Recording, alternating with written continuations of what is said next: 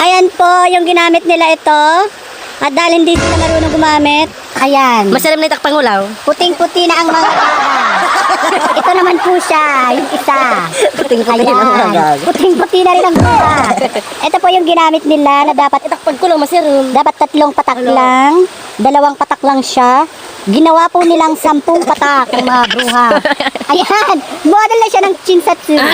Ala, ginamit pa kita noon. Ayan si ate, model na siya ng pintura. Diba? Prestige. Ayan din po si ate, Prestige din po. Ayan. Kaya kayo, mag-aral muna kayo. Wag niyo, magbasa muna kayo ng instruction. Wag niyong tularang mga bruhang to. Ayan, wow.